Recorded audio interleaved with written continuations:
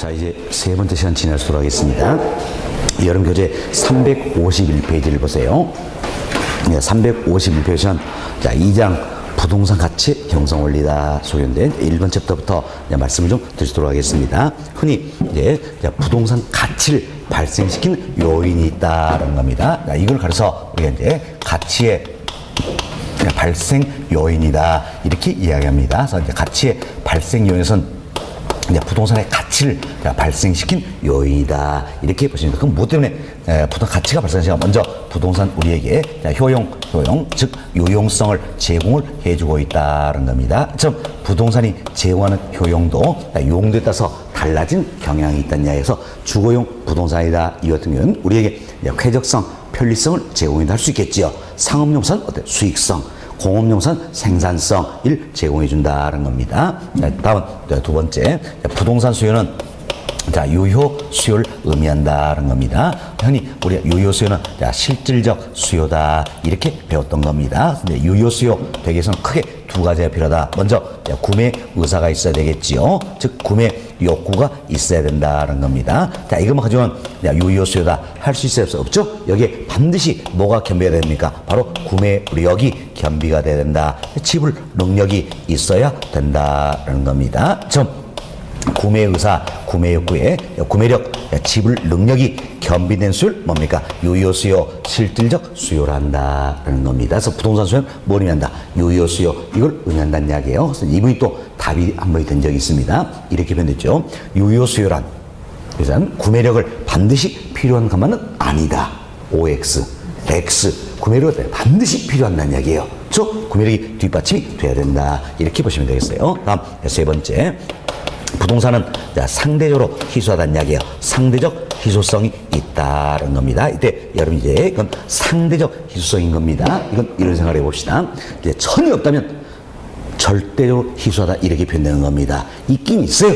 그렇지만 우리가 원할 만큼 있는 건 아니더란 이야기예요. 이때가 뭡니까? 상대적으로 희소하다 이렇게 표현되는 거. 먼저 보세요. 토지 있긴 있잖아요. 있긴 있지만 우리가 원할 만큼 있는 건 아니죠. 상대적으로 희소하다라는 겁니다. 처럼 효용 즉 유용성이지요. 유효 수요, 상대적성 이 요인들이 상호 결합이 되어서 이 요인들이 상호 결합이 되어서 부동산에 어때? 가치가 발생한 것이다. 이렇게 생각하시면 되겠습니다. 자, 그럼 우리가 이제 이런 예를 한번 들어봅시다. 자, 여기에 사막이에요. 여기가 사막입니다. 그럼 사막 한가운데 이처럼 어때? 주택이 한 채가 있다는 이야기예요. 그럼 사막 이 한가운데 있는 이 주택은 우리에게 효용을 준다 할 수 있어요, 없어요? 없잖아요. 그렇죠? 누가 이걸 살려고 합니까, 안 합니까? 안 하겠지요. 그렇지만 상대가 희소하다는 이야기예요.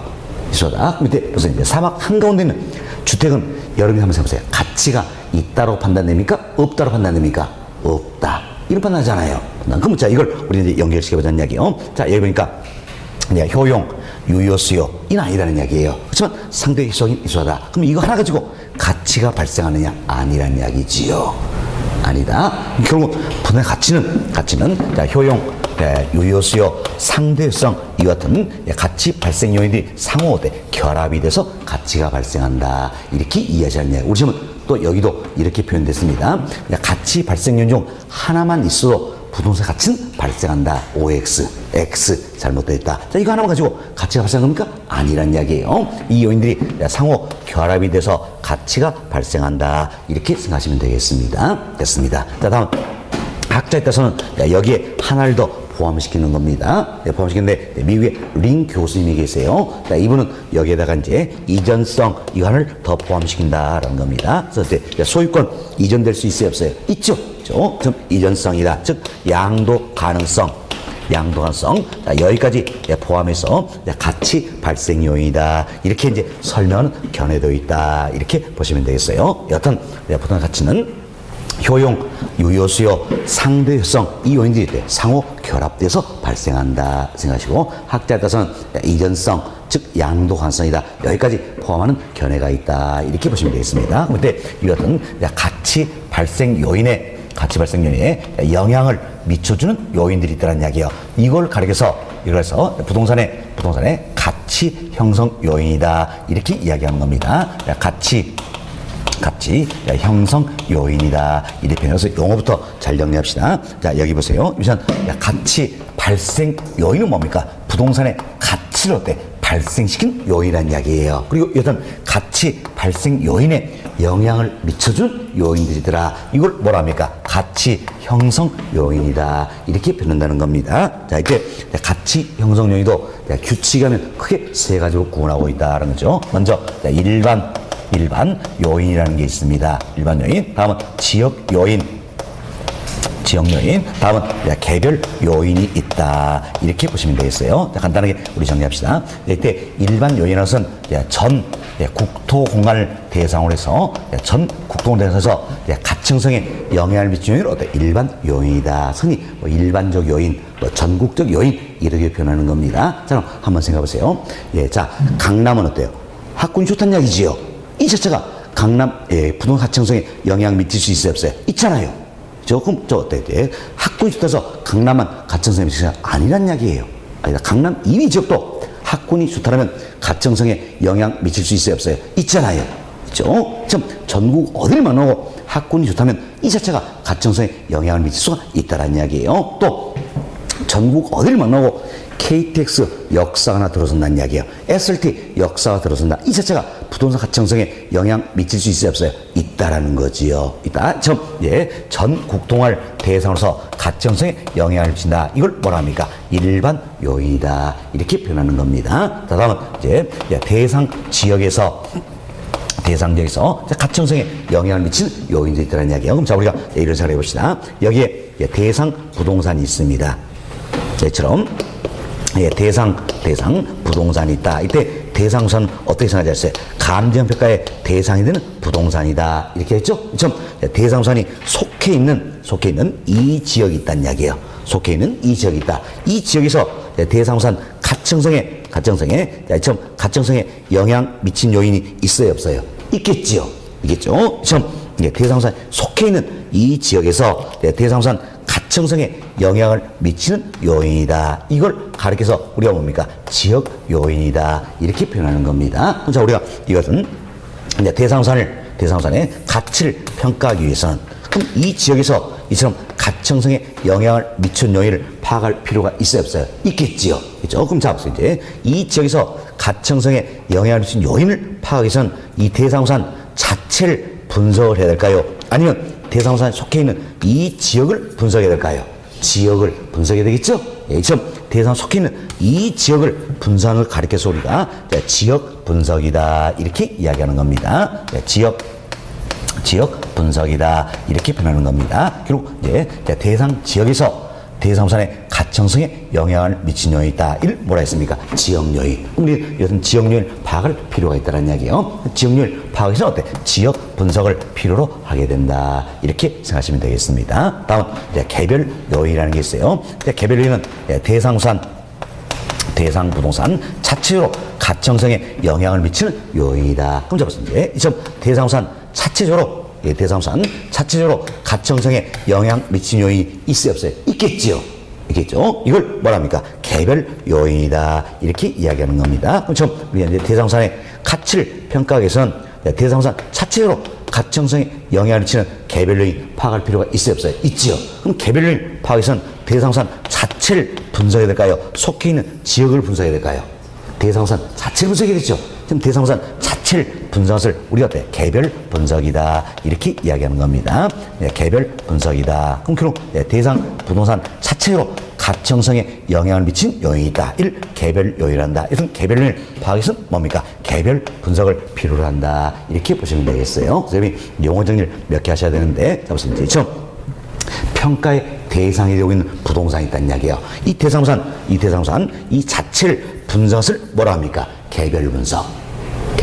다음 이 대상 속해 있는 이 지역을 분석을 뭐라 합니까? 지역 분석이란다 생각하시고, 대상부산 자체로 가층성에 영향을 미친 요인이 뭡니까? 개별 요인이다. 이걸 파악하기 위해서는 개별 분석을 필요로 한다는 이야기예요. 다음 대상 속해 있는 이 지역에서 가청성에 영향을 미치는 요인이 있다. 지역 요인. 지역 요인을 파악해서 어때? 지역 분석을 필요로 한다. 이렇게 해서 정리가 좀 되시면 되겠습니다. 됐습니다. 그래서 우리는 가치 발생 요인, 가치 형성 요인 모두 정리해 드렸어요. 교재해 봅시다. 351페이지예요. 1번 챕터 부동산 가치의 발생 요인이다. 옆에다가 별표 하나 해두시기 바랍니다. 별표 하나 해두시고 크게 우리 세 가지 하게 드렸죠. 먼저 양월 1번 효용 또는 유용성이다. 그렇죠. 동일 1번 첫 번째 보세요. 부동산의 효용이란 끝부분 인간의 욕구를 만족시킬 수 있는 재화의 능력이다라는 겁니다. 그래서 이제 용도에 따라 달라진 경향이 있죠. 그래서 이제 두 번째 끝 보세요. 주거지는 쾌적성, 상업지는 수익성, 공업지는 생산성이다 표현할 수 있겠지요. 다음 양골의 2번 보세요. 양골이전 상대적 유성입니다. 첫 번째 인간의 욕망 위에 그 욕망의 중력수단인 부동산은 상대적 희소하다라는 거. 우리가 원할 만큼 있는 건 아니란 이야기예요. 이 같은 걸 의미한다. 다음 양호 3번 요요수요입니다. 첫 번째 부동산에 대한 실질적인 구매 능력을 의미하는 것이다. 그래서 살 의사와 지불 능력을 갖춘 수를 말한다. 결국 구매 의사, 구매 욕구의 구매력, 지불 능력이 겸비된 수를 말한다. 이렇게 보시면 되겠어요. 다음 페이지 넘겨보세요. 다음 페이지 보시면 4번 학자에 따라서는 어때? 이전성 여기까지 포함하는 견해도 있다 그랬지요. 그래서 두 번째 그 부분 보세요.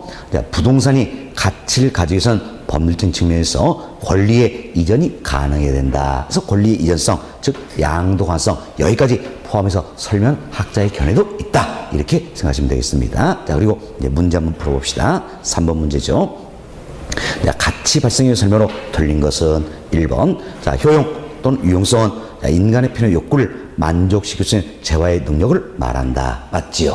2번 봅시다. 상대 효성은 인간의 욕망에 비해 욕망의 중요성이 질적, 양적으로 한정돼서 부족한 상태를 말하는 거지요. 맞습니다. 3번 가치 발생 요인, 효용, 유효수요, 상대 효성 중 하나만 있어도 가격이 발생한다. 이때 가격은 뭡니까? 가치를 의미하는 거죠. 자, 우리가 이야기했죠. 자, 이 중에 하나만 있어 발생합니까? 아니라고 했잖아요. 이 요인들 때 상호 결합이 돼서 가치가 발생하지 어느 하나만 있어 발생은 아니라 그랬어요. 3번이 어때? 잘못된 문장이다. 알 수 있겠죠? 다음 4번 봅시다. 자, 양도 가능성, 즉 이전성을 부동산 가치 발생 요인으로 우리 교재 오답니다. 자, 가격치 이 나와 있잖아요. 그렇죠? 잘못된 거 가치 발생 요인 이렇게 보시면 되겠습니다. 가치 발생 요인으로 포함하는 견해다. 자, 이처럼 권리의 이전성이다. 즉 양도 가능성. 자, 이를 어떻습니까? 가치 발생 요인이다. 여기에 때 포함해서 설명하는 견해도 있다 그랬잖아요. 이렇게 이해하시면 되겠습니다. 다음 5번 봅시다. 가치 형성 요인은 가치 발생 요인에 영향을 미친다. 자, 그래서 우리 이렇게 용어 정리했죠. 좀 가치 발생 요인에 영향을 미쳐주는 요인을 뭐라 했습니까? 가치 형성 요인이다. 이렇게 표현했던 겁니다. 그래서 맞는 문장이 되겠죠? 자, 틀린 거 우리가 답은 몇 번입니까? 3번. 이렇게 보시면 되겠어요. 됐습니다. 다음 2번 챕터로 넘어갑니다. 자, 2번 챕터 보시면 부동산 가치의 형성 요인이다. 소인데 별표 하나 해두시기 바라겠습니다. 자, 별표 하나 해두시고, 자, 우측 페이지 보세요. 우측 페이지는 353페이지예요. 상단에 양골 2번. 자, 일반적 제요인이다 나와 있죠? 이걸 우리가 때 일반 요인이다. 지금 이렇게 표현한 내용이에요. 일반 요인이다. 이렇게 보시면 되겠습니다. 자, 첫 번째 중간쯤 보세요. 자, 일반 경제사회에 있어서 부동산 활동과 부동산의 가치 순위에 영향을 미친 요인이다. 이 생각하시고, 그래서 우리가 전 국통화를 대해서 부동산 가치 형성에 영향을 미친 요인을 뭐랬습니까? 일반 요인. 이렇게 표현했다. 이런 정도만 여기서는 이해하시면 되겠습니다. 나머지는 신경 쓰지 마세요. 355페이지로 넘어갑니다. 355페이지는 양호 3번 지역 요인이다 나와 있죠? 지역 요인이다 입니다. 이때 여러분께서는 지역 요인 제목 옆에다 이걸 적어놓으세요. 적으시고 대상 지역 여기서 가치 형성에 영향을 미치는 요인은 뭡니까? 지역 요인. 그럼 이 같은 지역 요인을 파악해서 우리는 어때? 지역 분석을 필요로 한다. 이렇게만 적어두시기 바라겠습니다. 적어두셨나요? 이 적어두시고 그 아래 나와 있는 내용은 더 이상 볼 필요 없습니다. 넘어갑니다. 다음 356페이지 보세요. 356페이지는 양호 4번 개별 요인이다 소개됐죠? 역시 마찬가지예요. 양을 4번 개별 요인이다. 옆에다가 적어두세요. 제목 옆에다. 대상 부동산 자체적으로 가치 형성에 영향을 미친 요인이다. 이것은 개별 요인을 파악하기 위해서는 뭘 필요합니까? 개별 분석을 필요로 한다. 이 내용만 적어두시기 바라겠습니다. 그리고 그 아래에 나와 있는 내용 역시 보실 필요 없다라는 이야기예요. 없다. 이제 가치 형성은 이런 정도만 정리하시면 되는 겁니다. 됐습니다. 자, 이제 2절 가치 발생 요인, 가치 형성 다 말씀드렸고 3절로 넘어갑니다. 3절은 우리 3절 부동산 가치의 제원칙이다 배우는데 학자들이 이 부분도 혼용해서 부동산 가격의 제원칙이다 이렇게 이제 표현을 많이 하는 겁니다. 근데 자 이때 우리가 이제 가격 이 표현은 엄밀히 뭡니까? 가치라 그랬죠? 혼용을 많이 하고 있다 생각하시고 학자들은 부동산 가격의 제원칙이다 이렇게 표현을 많이 하고 있다는 이야기예요. 자 이때 여러분이 먼저 여기서부터 이해하세요. 이게 무슨 말이에요? 여러 가지 이건 뭡니까? 여러 가지. 그럼 결국 자 부동산 가격이 형성된 데는 여러 가지 원칙이 있다 이런 이야기예요.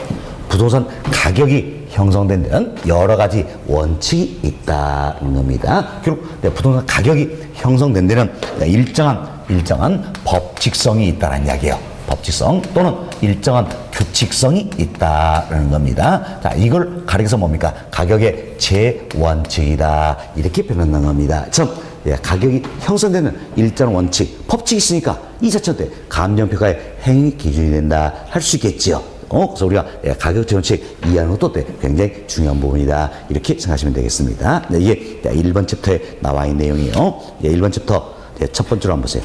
첫 번째 시간. 자, 부동산의 가치, 즉 가격에 관한 제원칙이란 부동산 가치가 어떻게 형성 유지되는 것에 관한 법칙성을 추출하여 평가를 통해 지침, 행위 기준으로 삼으려는 것이다. 이렇게 해서 우리가 설명했죠.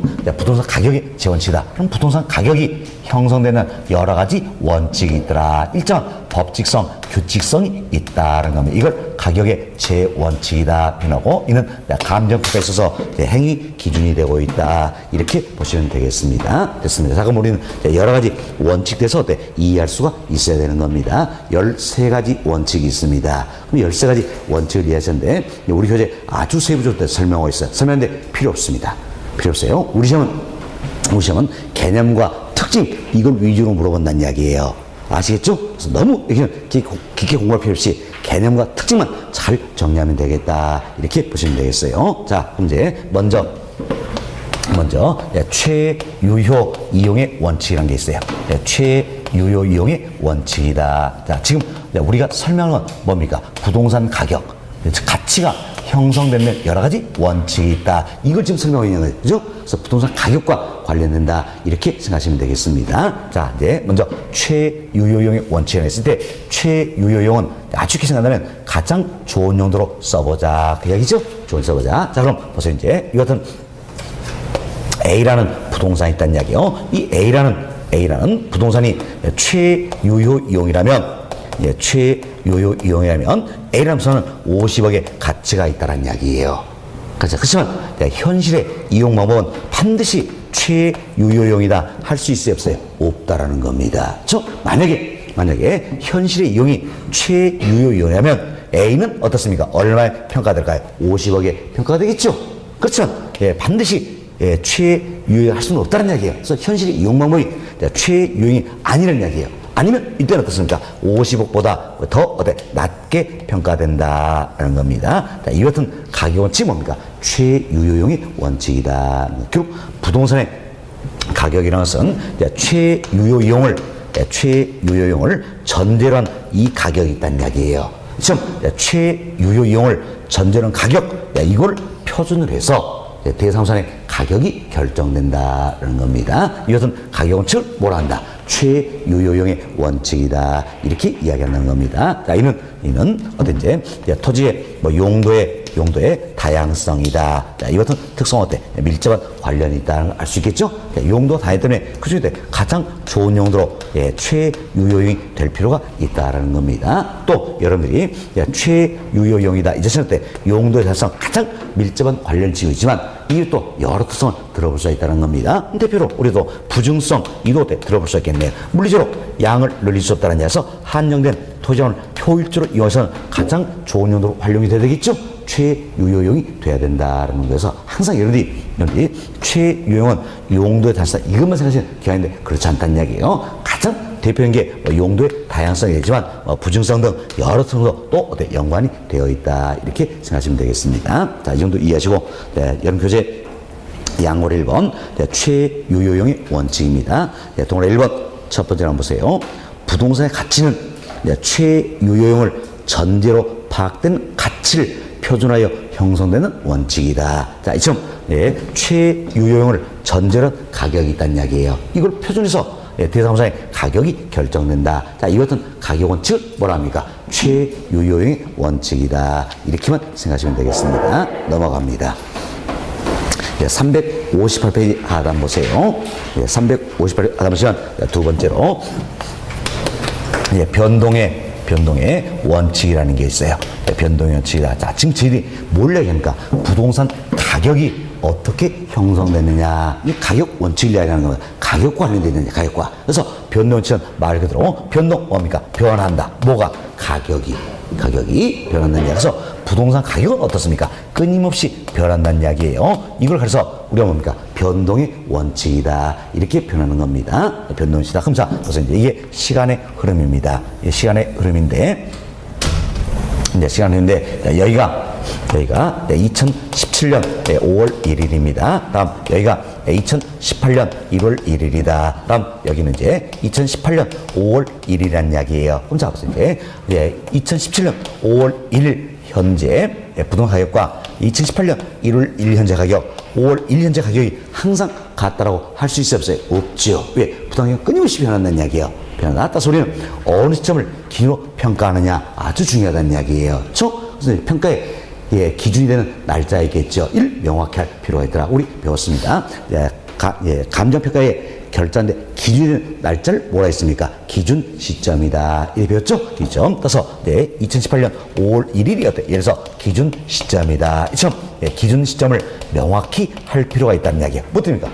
부동산은 끊임없이 변하기 때문이다. 항상 우리는 기준점 현재 가치를 구하고자 하는 것이다. 이렇게 생각하시면 되겠습니다. 다음 또 이제 우리가 이런 사례 해봅시다. 자, 2017년 5월 1일 날 거래가 되었던 사례가 있다는 이야기예요. 사례가 있다. 여기 이제 사례 부동산이 있다는 이야기예요. 그럼 이 사례 부동산이 거래된 시점이 있겠죠. 그 시점 언제입니까? 2017년 5월 1일이라는 이야기예요. 그렇지만 대상 부동산의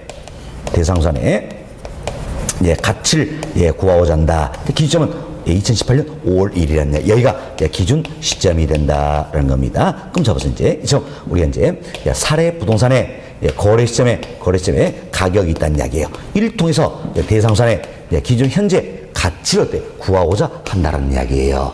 한다. 이때 여기서 이제 그럼 거래 시점과 기준 시점이 불일치하다는 이야기예요. 이 기간 동안 괴리가 있다는 거예요. 괴리인데 이 기간 동안 가격 변동이 없다라면 아무런 문제 안 되겠지요. 그렇지만 부동산이 끊임없이 변하기 때문에 이 기간 동안 가격 변동이 있다라면 이 부분을 고려를 해야 돼, 안 해야 돼? 해야 되겠지요.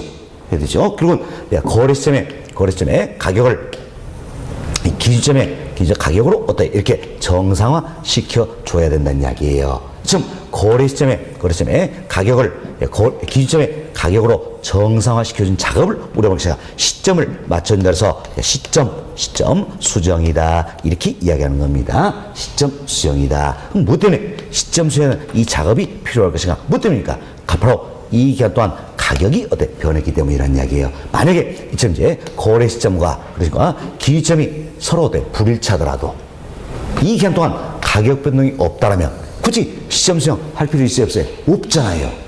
그렇죠? 시점 수정 이유는 뭐 때문입니까? 바로 가격 변동이 있기 때문이다. 이렇게 생각하시면 되겠습니다. 됐습니다. 자, 소리는 감정표에서 기준 시점을 명확히 해야 된다는 이야기예요. 또한 시점성의 이론적인 근거가 되어 있다. 뭐 때문에? 가격이 변하기 때문이다. 어떤 책? 변동의 원칙 관련된다. 이렇게 특징을 정리하시면 되는 겁니다. 다시 보세요.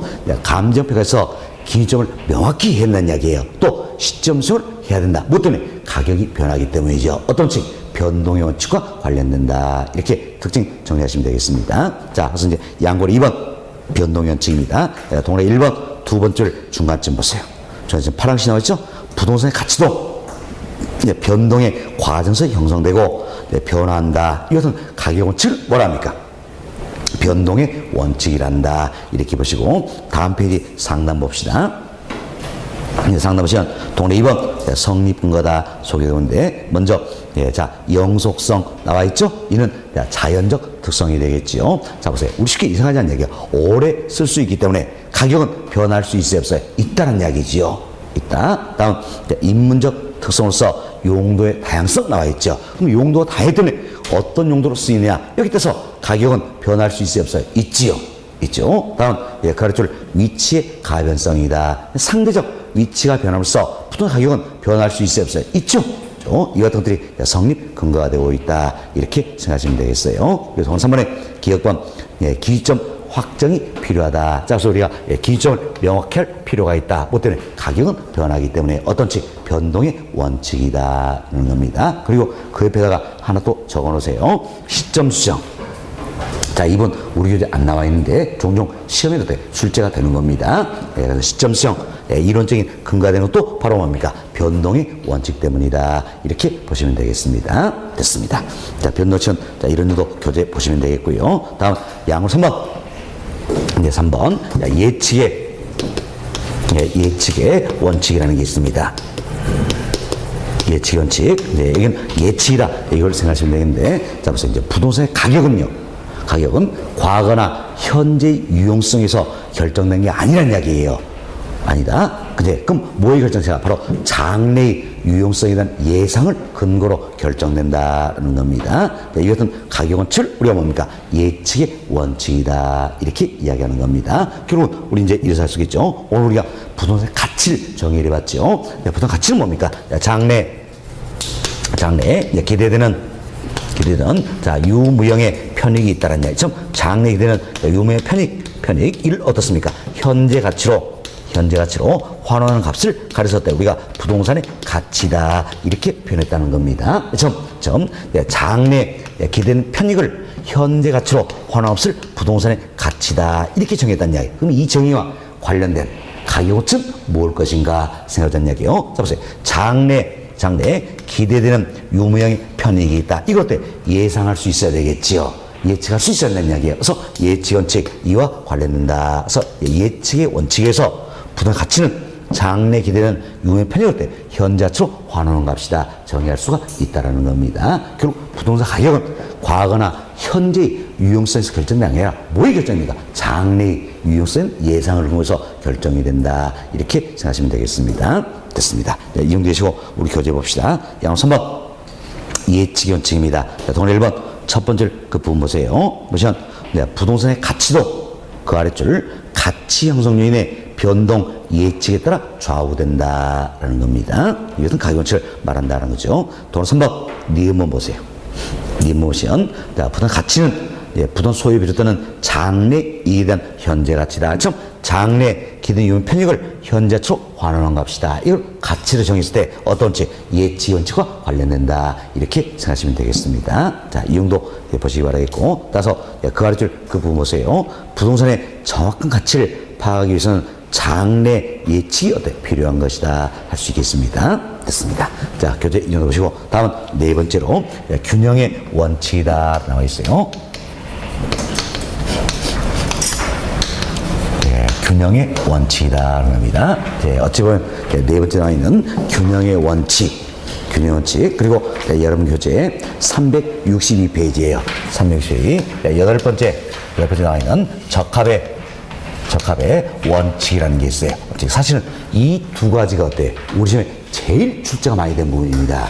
또 답이 가장 많이 된 부분이다. 그래서 이 두 가지는 하늘이 무너져 알고 가셔야 된다는 이야기예요. 맞다. 지난 시험에도 제가 이런 말씀을 드렸어요. 이런 말씀 드리고 10월 달에 시험 앞두고 어때? 앞두고 맨 마지막 강의하면서 다른 건 이제 다 필요 없다 그랬어요. 다 필요 없고 우리는 딱 두 가지만 정확히 이해하자. 그렇습니다. 균형의 원칙, 적합의 원칙. 아니나 다를까? 또 어때? 답이 여기서 또 나왔다는 겁니다. 지난 시험도. 그렇죠? 이번 시험도 마찬가지일 거예요.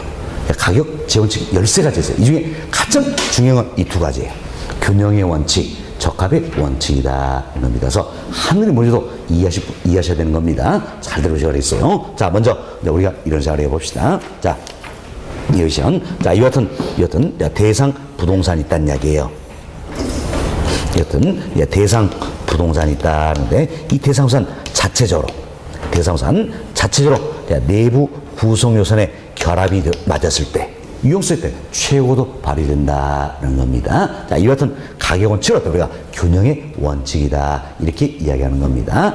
결국은 부동산이 최대 가치를 구현하기 위해서는 투입되는 생산 요소의 결합 비율에 대해 적절한 균형을 이루고 있어야 된다는 거예요. 그렇습니다. 그래서 부동산 자체적으로 내부 구성 요소의 균형이 맞아질 때 유용성이 최고로 발휘된다. 가치가 가장 높게 평가된다는 겁니다. 이 같은 걸 뭐라 합니까? 균형의 원칙이란다. 그래서 균형의 원칙은 어떤 대상우산 자체적인 부분이라는 이야기예요. 자체적인 부분이다. 그럼 내부 구성 요소의 결합이 균형이 맞아야 된다 그랬죠? 그래서 내부적 균형 원칙은 결국 뭡니까? 내부적 균형 관계를 설명하고 있다는 겁니다. 그렇죠? 내부적으로 부동산 자체적으로 균형이 맞는지 안 맞는지 이를 보기 위해선 대상우산 자체를 분석해야 됩니까? 속해 있는 지역을 분석해야 됩니까? 자체를 분석해야 된다. 그래서 개별 분석을 필요로 한다는 겁니다. 자, 그럼 개별 분석 결과 어때? 우리가 설비가 넘쳐난다. 초과 설비가 부족하다. 과소 설비. 자, 이 같은 것 어때? 판단을 해볼 수가 있다라는 겁니다. 자, 그럼 벌써 이제 이 같은 대상우산 이 자체를 분석해 보니까 어때? 이제 이 부동산은 엘리베이터가 8인승이면 아주 적합하다는 이야기예요. 그렇죠? 이 대상우산을 분석해 보니까 엘리베이터가 20인승짜리 설치되어 있다는 이야기예요. 그러니까 설비가 어때? 넘쳐나는 거잖아요. 그럼 이 같은 경우에도 이 부동산의 가치는 어떻습니까? 떨어지겠지요. 다음, 8인승이면 적합한데 이 부동산 분석해 보니까 엘리베이터가 2인승이라는 이야기예요. 그럼 설비가 어때요? 너무 부족하잖아요. 이게 뭡니까? 과소 설비. 그렇죠? 설비가 부족할 때도 이 대상은 자체적으로 어땠지? 균형이 이렇다 할 수 있어요? 없어요? 없죠? 가치는 떨어지겠지요. 감가의 대상이 된다는 겁니다. 대상우산 자체를 분석하는 개별 분석 을 통해서 설비가 넘쳐난지 부족한지 판단할 수 있다는 이야기예요. 그럼 이때 설비가 넘쳐나 부족하다는 이야기예요. 이때는 어때? 대상우산 자체로 내부적으로 균형이 맞아요, 안 맞아요? 안 맞잖아요. 즉 균형의 원칙에 어긋났다는 이야기예요. 그래서 가치는 떨어지겠죠. 감가의 대상이 된다. 이때 적용되는 감가를 가리켜서 우리가 기능적 감가다 이렇게 이야기하는 겁니다. 잘 이해하세요. 기능적 감가다. 그래서 기능적 감가는 대상우산 자체적으로 제 기능을 다하지 못하더라는 이야기. 그래서 가치에 손실이 발생한 경우 이때 뭡니까? 기능적 감가다 이렇게 이야기하는 겁니다. 그럼 자, 우리가 말씀드린 이처럼 설비가 넘쳐나다 부족하다 이 자체는 대상우산 자체로 제 기능을 다한다 할 수 있어요, 없어요? 없죠? 감가의 대상이 된다. 기능적 감가가 이루어진다는 겁니다. 또 우리 참고로 이런 생각을 해봅시다. 자, 이 대상우산의 설비의 분량이 있더란 이야기예요. 그럼 설비의 분량 이래서 대상우산 자체적으로 제 기능을 다한다 할 수 있어요, 없어요? 없죠? 이럴수도 돼. 가치 손실이 온다는 이야기예요. 왜? 내부적 기능이 맞겠죠? 가치 손실이 온다. 이때 적용되는 건 뭡니까? 기능적 감가다. 이렇게 보시면 되겠어요. 다음, 이 부동산의 형식이 지나치게 구식화됐다는 이야기야. 형식의 구식화다. 이래서 제 기능을 다하지 못하더라는 이야기예요. 못하더라. 이때도 내부적으로 균형이 안 맞는 거죠? 가치에 손실이 온다. 감가의 대상이 된다. 적용되는 뭡니까? 기능적 감가다. 이렇게 보시면 되겠어요. 여튼 잘 기억하셔야 되겠습니다. 여기 보세요. 보세요. 이처럼 균형의 원칙은 내부적 균형을 강조하는 겁니다. 그래서 개별 분석을 필요한다. 개별 분석 결과 설비가 넘쳐나 부족하다는 이야기야. 그럼 내부적으로 균형이 맞다 안 맞다? 안 맞다는 이야기야. 같이 손실죠. 감가의 대상이 된다. 이때 적용된 게 바로 뭡니까? 기능적 감가다라는 겁니다. 그래서 기능적 감가의 결국은 이론적 근거되는 가격 원칙이 바로 뭡니까? 균형의 원칙이 된다. 이렇게 생각하시면 되겠어요. 균형의 원칙이다. 이렇게 생각하시고 다음은 우리 이번 살펴봅시다. 자, 이와 같은 이제 대상사는 자, 이 속해 있는 대상사에 속해 있는 이 지역과 어때? 어울린다, 적합해야 된다는 이야기예요. 그래야 유용성이 최고로 발휘된다는 겁니다. 자, 예를 들어서 주택은 주거지역에, 상점은 상업지역에, 공장은 공업지역에 입지했을 때 유용성이 최고로 발휘되겠지요. 주변 환경과 어울렸을 때 유용성이 최고로 발휘된다. 이와 같은 가격 원칙을 어떤 적합의 원칙이다. 이렇게 이야기하는 겁니다. 적합의 원칙이다. 그래서 적합의 원칙은 어때? 대상우선 자체적인 부분입니까? 외부 환경과의 관계입니까? 외부 환경과의 관계다. 할 수 있겠죠. 그래서 적합 원칙은 외부적 균형을 강조하고 있다는 것. 그럼 외부적으로 균형이 맞나 안 맞는지 이를 보기 위해서는 대상우선 자체를 분석해야 됩니까? 속해 있는 지역을 분석해야 됩니까? 지역을 분석해야 된다. 그래서 이제 지역 분석과 관련된다는 겁니다. 처음 지역 분석 결과 균형이 안 맞다는 이야기, 같이 손실이 온다는 이야기예요. 또 감가의 대상이 되겠죠. 이때 적용되는 감가가 바로 뭡니까? 경제적 감가가 된다. 그래서 경제가는 대상우선 하등에 관련했습니다. 그리고 외부 요인과 맞지 않다는 이야기예요. 외부 요인과 맞지 않아서 가치에 손실이 오는 경우를 말한다. 이렇게 생각하시면 되겠습니다. 적합의 원칙은 외부적 균형을 강조하고 있다. 지역 분석 관련됐죠. 경제 근거의 이론적인 근거가 되는 것이다. 이렇게 생각하시면 되겠습니다. 그래서 항상 우리가 이 부분 비교가 잘 되셔야 되는 겁니다. 자, 보세요. 이제 균형의 원칙, 적합의 원칙 이 둘 비교해보자. 이 둘 비교하는데 둘 중에 잘 보세요. 내부적 균형을 강조한 건 뭡니까? 균형의 원칙이다. 다음 외부적 균형을 강조한 건 뭡니까? 적합의 원칙이 되겠지요. 다음 개별 분석 관련된 건 균형의 원칙. 다음 지역 분석 관련된 건 뭡니까? 적합의 원칙이다라는 겁니다. 다음 이제 기능적 감가에 근거된 건 뭡니까? 균형의 원칙. 다음 경제적 감가에 근거된 뭡니까? 적합의 원칙이다. 이렇게 생각하시면 되겠습니다. 됐습니다. 자, 이래서 두 가지 잘 구분을 해놓으실 필요가 있다는 겁니다. 그리고 여기 아울러서 하나 더 이야기를 드립니다. 하나 더 이야기를 드리는데 이분은 이제 양고로 10번에 나와 있는 내용이에요. 그런데 외부성의 원칙이라는 게 있습니다. 외부성의 원칙이다라는 건데 이때 외부성 이 표현 안내요. 외부성은 뭘 이야기합니까? 우리가 이미 다 배웠습니다. 배웠는데 정책편에서 우리 외부효과 배웠잖아요. 외부효과를 다른 말로 뭡니까? 외부성 이렇게 표현한다는 겁니다. 나가서 이제 외부성에 있어서는 결국 외부효과 이걸 이야기하는 겁니다. 외부효과다라는 이야기요. 그럼 잘 보세요. 이제 외적인 요인에서 대상사 가치에 영향을 미치고 우리가 외부효과, 외부성 이야기죠. 이때 긍정적인 영향을 받을 수 있지만 부정적인 영향을 받을 수도 있다는 이야기예요. 그렇죠? 긍정적인 영향을 받는 걸 뭐라 합니까? 정의 외부 효과다 또는 외부 경제다 이렇게 표현하는 거지요. 다음 부정적인 영향을 받는 걸 부의 외부 효과다, 외부 불경제다 이렇게 표현하는 겁니다. 그렇죠?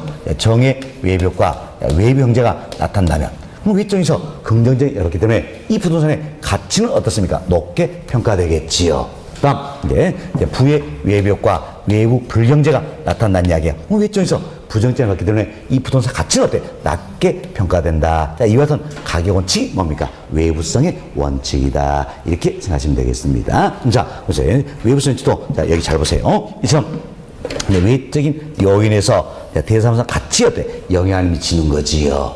미치는 거다. 그래서 이도 어떻습니까? 외부적 균형을 강조하고 있다. 할 수 있겠지요. 그럼 지금 외적인 요인에서 같이 어떤 MC가 살펴보기 위해서는 이 대상우선 자체를 분석해야 돼요. 지역을 분석해야 돼요. 지역을 분석해야 되겠죠? 지역 분석을 필요한다는 겁니다. 근데 지역 분석 결과 외적인 요인에서 부정적인 영향을 받고 있더라. 같이 손실을 했죠. 감가의 대상이 된다. 이도 외부 요인의 영향이니까 바로 뭐가 됩니까? 경제적 감가다. 이렇게 보시면 되겠어요. 그래서 여기는 자, 외부적 균형을 강조한다. 자, 지역 분석 관련되고 경제적 감가와 관련된 이 자체는요. 이 자체는 적합의 원칙, 외부성 원칙 둘 다 똑같이 적용이 되는 겁니다. 다만 개념상 차이가 있는 겁니다. 근데 여러분이 개념을 잘 구분하셨는데 개념상 차이는 항상 이 생각하셔야 되는 거예요. 자, 여기서 이제 다시 한번 봅시다. 이것은 대상 부동산이 있어요. 이 대상사는 자, 주변 환경에 적합했을 때, 대상사는 주변 환경에 적합했을 때 유용성이 최고로 발휘된다는 이야기예요. 이게 뭡니까? 적합의 원칙. 그렇지. 다음은 외적인 요인에 의해서 대상사 같이 영향을 미친다는 이야기예요. 이건 뭡니까? 외부성의 원칙이다. 화살표를 잘 보세요. 이걸로 구분하셔야 되는 겁니다. 화살표 잘 보시고 이번에 잡으세요. 대상사는 외적인 요인과 어때? 외적인 요인과 적절한 균형이 이루어졌다는 이야기예요. 이게 결국 뭡니까? 적합의 원칙. 다음, 외적인 요인에서 대상상 같이 영향을 미치게 된다. 이게 뭡니까? 외부성의 원칙이다. 이렇게 해서 정리가 좀 되시면 되겠습니다. 자, 여기 보세요. 적합 원칙은 뭘 하겠습니까? 대상사는 주변 환경과 어울린다 그랬죠? 환경에 적합해야 된다는 이야기예요. 그래서 유용성이 최고로 발휘된다는 이야기예요. 자, 만약에 이 부선이 주거용입니다. 그럼 주거용이면 어때? 이 지역과 적합해야 되니까 이 지역이 뭡니까? 주거지역이 돼야 되겠지요. 그렇죠? 그래서 처음 대상사는 주변 환경에 어울려야 된다, 적합해야 된다. 이 원칙을 뭡니까? 적합의 원칙. 반면 외적인 요인에 의해서 대상과 같이 이렇게 영향을 미치고 있다는 이야기예요. 이게 뭡니까? 외부성의 원칙이다. 이렇게 생각하시면 되겠습니다. 됐습니다. 자, 이제 이거 말씀을 드리고 여러분 교재 살펴드립니다. 교재 359페이지를 먼저 보세요. 359페이지는 양호 4번 균형의 원칙 너무 중요한 부분이라 그랬지요. 동물 1번 첫 번째 보세요. 부동산 가치가 최고로 되기 위해서는 부동산의 내부 구성 요소들이 적절한 균형을 이루고 있어야 한다. 부동산 자체적으로 내부적으로 균형이 맞아야 한다는 이야기예요. 어떤 원칙? 균형의 원칙이다. 이렇게 보시면 되겠습니다. 다음 페이지 보세요. 다음 페이지는 동물 3번 첫 번째 봅시다. 개별 분석의 유효한 기준이 되며 그 부분 내부 균형 상실에 따른 내부적 균형이 안 맞는 이야기죠. 가짜 떨어지죠? 감가에 대해서 기능적 감가 요인, 지침이 된다. 결국 우리가 예전처럼 균형의 원칙은 뭡니까? 내부적 균형을 중시한다. 개별 분석 관련된다. 기능적 감가에 근거가 되고 있다. 이렇게 생각하시면 되겠습니다. 이 정도로 말씀드리고요. 다음은 여러분 교재 362페이지를 먼저 보겠습니다. 362페이지 양으로 8번 적합의 원칙이다 나와 있죠? 동그라미 1번의 첫 번째 부분 보세요. 부동산의 효용이 최고도로 발휘되기 위해서는 그 이용 방법이 주위 환경에 적합해야 한다. 이것은 가격 원칙을 말한다는 이야기예요. 그리고 대상사는 주변 환경에 적합하다. 그래 유용성 때 최고도 높아진다는 이야기죠. 이게 뭡니까? 적합의 원칙이다 생각하시고 동그라미 3번의 기업번 지역 분석 나와 있죠? 2번 경제적 평가 나와 있네요. 이렇게 보시면 되겠어. 적합의 원칙은 외부적 균형을 강조하고 있다. 지역 분석 관련된다. 경제적 감가에 근거가 되고 있다. 이렇게 이해하시면 되는 겁니다. 됐습니다. 자, 그리고 이제 우측 페이지 양고로 10번이에요. 10번 외부성의 원칙입니다. 동그라미 1번 첫 번째 보세요. 외부성의 원칙이란 대상 부동산에 대한 외부의 경제 또는 비경제적 환경 요소가 그 부동산 가치에 긍정적 또는 부정적인 영향을 미친다라는 겁니다. 참 외적인 요인에서 대상부산 가치는 어때요? 결국 긍정적으로 영향을 미치지 않아 부정적으로 영향을 미칠 수 있더라. 이것은 가격 원칙은 뭡니까? 외부성의 원칙이 된다. 이렇게 생각하시면 되겠습니다. 됐습니다. 교재는 이런 정도 보시면 될 것 같아요. 그래서 저희들이 연관져서 균형의 원칙, 적합의 원칙, 외부성 원칙 세 가지를 말씀드렸어요. 그렇지만 이 중에서 중요한 건 뭡니까? 균형의 원칙, 적합의 원칙 이 두 가지를 잘 구분하는 것이다. 그래서 우리가 균형의 원칙, 적합의 원칙 이 둘만 구분하면 이거잖아요. 이 둘 중에 내부적 균형을 강조한 뭐였습니까? 균형의 원칙. 다음 외부적 균형을 강조한 뭡니까? 적합의 원칙이다. 그리고 개별 분석 관련된 건 균형의 원칙. 다음 지역 분석 관련된 건 적합의 원칙.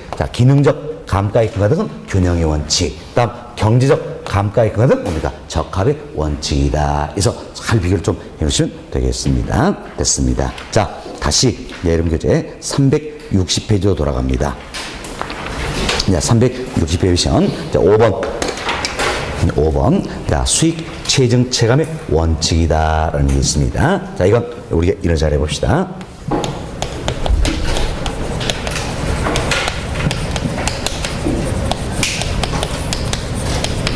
자, 부동산에 단위 투자를 늘려갑니다. 한 단위, 단위 투자를 늘려간다는 이야기예요. 그랬을 때 일정 순간까지는 수익이 때 점점 더 많이 발생한다는 이야기예요. 체증.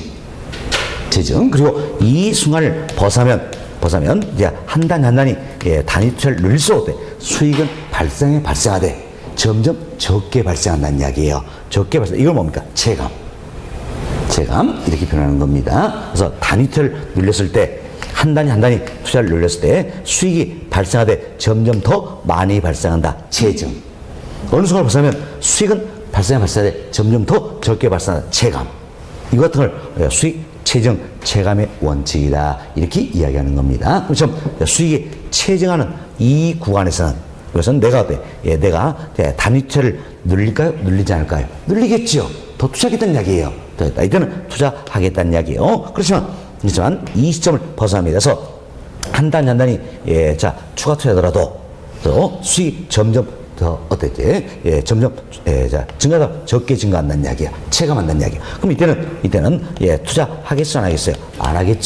안 하겠죠. 그럼 내가 이제 추가로 투자를 할지 말지 여부로 때 결정지을 쓴 가격 원칙이다. 이렇게 보시면 돼요. 있어서 추가 투자의 적부 여부를 판단할 수 있도록 만들어주는 가격 원칙이다. 이렇게 보시면 되겠습니다. 추가로 투자를 적부 이게 뭡니까? 할지 말지 이 여부를 결정해주는 하나의 가격 원칙이 된다. 이렇게 보시면 되겠습니다. 됐습니다. 자, 그럼 여러분 교재 보세요. 이제 동그라 1번 첫 번째 줄입니다.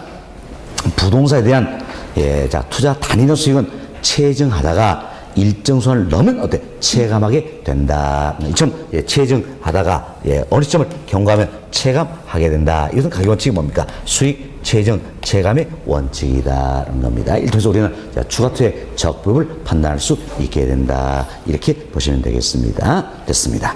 자, 이렇게 해서 이번 시간 수익 체증 체감 원칙 여기까지 말씀을 드렸어요. 자, 저희 지금 이야기하는 부분이 뭡니까? 부동산 가격 또는 가치가 어떻게 형성될 것인가. 가격 재원칙, 가치 재원칙 말씀드리고 있잖아요. 13가지에 따랐어요. 그 중에 이번 시간에 먼저 저희 예등의 최요요 이용원칙 이야기했었죠. 다음 변동의 원칙, 다음 예측의 원칙, 그렇지? 그리고 균형의 원칙, 적합의 원칙, 외부성의 원칙, 다음 수익 체감 원칙. 여기까지 지금 이렇게 말씀드린 내용이에요. 그리고 다음 시간에는 수익 배분 원칙부터 몇 가지 더 소개를 좀 해주도록 하겠습니다. 힘이 좋답니다.